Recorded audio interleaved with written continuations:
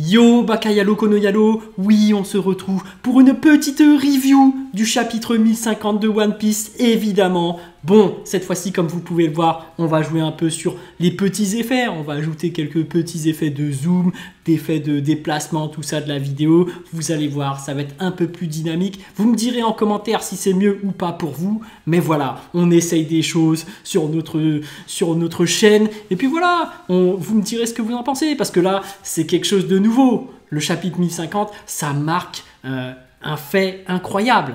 La mort de Kaido, c'est la fin de l'arc de Wano. Oui, depuis tout ce temps où il y avait cette guerre, où il y avait toute cet arc incroyable qui s'est déroulé, ça a duré super longtemps, mais on peut le dire désormais, on y est, on y a été. Et ce qu'on peut voir avec ce chapitre, c'est que finalement, Kaido a fini au fin fond du volcan, dans le magma. Ça, c'est un truc de ouf. D'où est-ce qu'il sort ce magma? On ne sait pas. Au début, on ne savait pas qu'il y avait ce volcan tout au fond. Mais là, clairement, Kaido est mort pour moi. S'il a atterri dans le magma, c'est même pas dans l'eau, c'est qu'il va fondre avec Big Mom. Ils sont finito. Donc finalement, c'est bien la fin. Ils sont morts. On a clairement marqué vainqueur Luffy. Pour moi, c'est terminé. Kaido est finito. Finito, donc, finalement, Oda nous a bien eu. Oda nous a bien eu quand il a dit « Oui, mais pour cette fois-ci,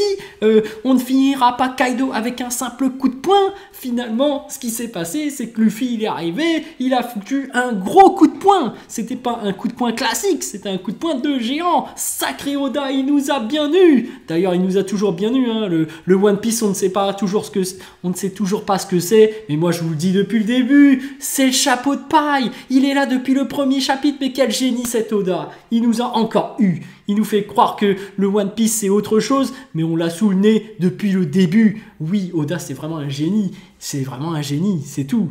Mais en tout cas là, Kaido est mort, sincèrement, on voit tout le peuple de Wano qui fait la fête, il y a tout le monde qui est content, on a cette entrée en scène de Mononosuke qui est incroyable parce qu'en tant que dragon, il inspire la peur à la base parce que c'était Kaido, mais là il inspire la puissance. Donc il inspire en même temps la peur parce qu'il y a ce traumatisme laissé par Kaido, mais aussi la puissance du shogun. Et c'est ça, la grandeur du shogun, c'est la puissance. Oui, évidemment. Donc, magnifique entrée en scène, t'as Iori et t'as les fourreaux rouges qui apparaissent avec cette fumée, voilà, ils sont un peu dans l'ombre et puis tac, il y a d'abord Iori qui apparaît, puis ensuite il y a les fourreaux rouges, ouais, t'auras une certaine gloire derrière, ça va être cool. Et puis t'as vraiment Mononosuke qui maîtrise maintenant la discussion avec, avec ce Zunesha, voilà, l'ancêtre qui est géant et qui protège un peu l'île. Donc tu as Tuzo qui est sur son dos, ouais, Mononosuke, voilà, il confirme son titre de shogun.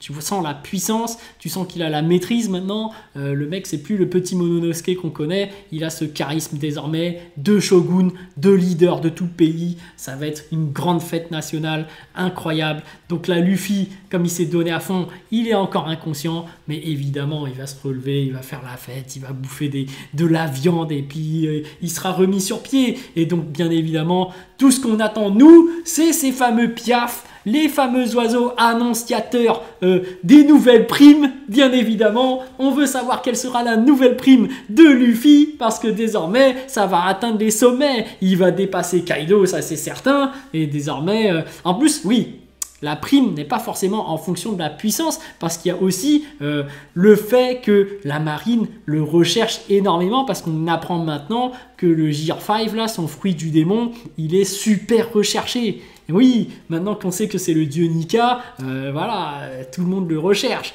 La marine va faire augmenter sa prime, mais un truc de malade. Bon, bien évidemment, Kaido et Big Mom sont tombés. Les Yonko maintenant, bon, bah, Luffy déjà Yonko, mais on sent que Captain Kid et Law seront Yonko, comme prévu. Là, il n'y a même pas besoin de le prédire, c'est quasi écrit, tu vois. Mais j'aimerais bien voir leurs primes, à quel point elles vont monter. Bon, il n'empêche que Kaido et Big Mom tombent dans la lave, le magma, ils fondent. Est-ce que ça, ce serait pas un indice pour nous dire que dans le prochain arc, le prochain ennemi, bah, ce serait Akainu? Parce que finalement, s'il meurt vraiment du magma, ça veut dire que là, le fruit du démon du magma peut être efficace et peut tuer Kaido et Big Mom à la base. Donc, est-ce que ce serait pas Akainu le prochain ennemi? Moi, je parierais sur le retour de Xebec, même si ça paraît impossible, même si on se dit « Ah, mais du coup, il a quel âge? C'est quoi ce délire ?» Moi, je pense qu'il peut revenir. Moi, je pense qu'il faut un adversaire extrêmement puissant pour que Luffy atteigne vraiment le niveau de roi des pirates. Parce que là, il atteint des sommets, il se rapproche du titre de roi des pirates, mais il faut vraiment un niveau équivalent au roi des pirates. Et le seul qui avait ce niveau, et qui est même supérieur à Kaido, disons-le, bah, c'était leur capitaine, Xebec. Capitaine de Kaido et de Big Mom. Donc il faudra peut-être le faire revenir pour que Luffy le batte. Mais bon, après moi ce que je prédis c'est que Akainu, bah, il va capturer Sabo. Il faut bien que Luffy, comment dirais-je, concrétise ses années d'entraînement parce qu'il s'était entraîné suite à la mort de Ace. Et si jamais, je le précise, c'est Sabo qui bat Akainu, Luffy ne pourra jamais se remettre de ce traumatisme qu'il a eu avec Ace. Le meilleur moyen de se remettre de ce traumatisme qu'il a laissé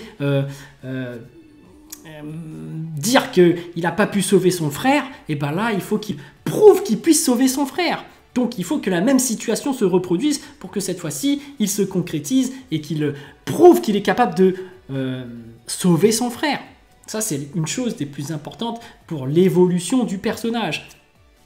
Et bien évidemment, voilà, il faut qu'il prouve aussi son niveau de puissance équivalente au roi des pirates. Et ça, ce sera en affrontant Xebec. Donc moi, je pense qu'il y aura les deux. Il y aura d'un côté contre Akainu encore et d'un autre côté contre Xebec. Mais bon, je n'ai pas la vérité absolue, c'est juste une prédiction, rien n'est concret, voilà, c'est juste, je devine la suite, mais il se peut très clairement que je me trompe. Voilà, je n'ai pas la vérité absolue, je n'ai pas la prétention d'être Eiichiro Oda, on peut tous faire des erreurs, donc voilà. Les amis, sinon, super chapitre. Moi, j'attends avec impatience les primes. Parce que c'est vraiment un moment incroyable. Et puis, certainement, en animé, ce sera énorme. Mais il y aura un petit passage vers Shanks qui va regarder la nouvelle et faire « Ah ouais, ça y est, ils ont vaincu des Yonko, tu vois. » Ils sont incroyables. Ce mec me rappelle ma jeunesse, puisque je le disais. C'est un cycle. Oui, en effet. Moi, je vous dis qu'à la fin, toute fin de One Piece, Luffy va retrouver Shanks. D'ailleurs, ils vont jamais se battre entre eux. Hein. Il y a des gens, oui, mais Shanks, il va se faire avoir ou il est plus fort, nanani. Non, non, non, ils vont jamais s'affronter. Je pense que Luffy, à la fin, va retrouver Shanks. Il va lui donner le chapeau de paille et dire, tiens, voilà. Et puis Shanks va dire, bah non, regarde-le, c'est le symbole du voyage, c'est le symbole de la liberté. Voilà, c'est le One Piece, tu l'as trouvé alors qu'il était sur ta tête. C'était la blague. Ils vont bien rigoler ensemble. Ah, ah, ah, quelle aventure. Regarde, tu m'as bien eu en me donnant le chapeau de paille. Quelle aventure qu'on a passé à voyager à travers tout le monde. C'est incroyable. Et Shiro Oda nous a eu parce que c'était là depuis le premier chapitre et pour perpétuer ce rêve, ce voyage incroyable de faire le tour du monde. Voilà, c'est vraiment le message. Ils vont voir un autre gamin qui va vouloir devenir le roi des pirates et là Luffy va dire bah écoute, tiens le chapeau de paille. Tout simplement, toi aussi tu feras ce voyage incroyable qu'on a fait, comme tout le monde, tu vas vivre des aventures extraordinaires et c'est ça le One Piece, c'est l'aventure, c'est le voyage, c'est tous ces moments forts qu'on a passés avec Luffy, avec nos amis. En fait, Shanks avait eu le même voyage, a passé les mêmes moments et ça, c'est incroyable parce que même le roi des pirates, Roger, et même avant, tout le monde a fait ce voyage, tout le monde a kiffé et voilà, tout le monde va partager ces moments. Et c'est juste incroyable One Piece, c'est ça pour moi One Piece. Donc voilà, c'est ça le message que ça veut nous donner à mon sens. Bon évidemment comme je disais, c'est mon interprétation, mais sur ce les amis, je vous laisse. Enfin l'arc de Wano se termine, c'était juste incroyable, moi j'ai surkiffé.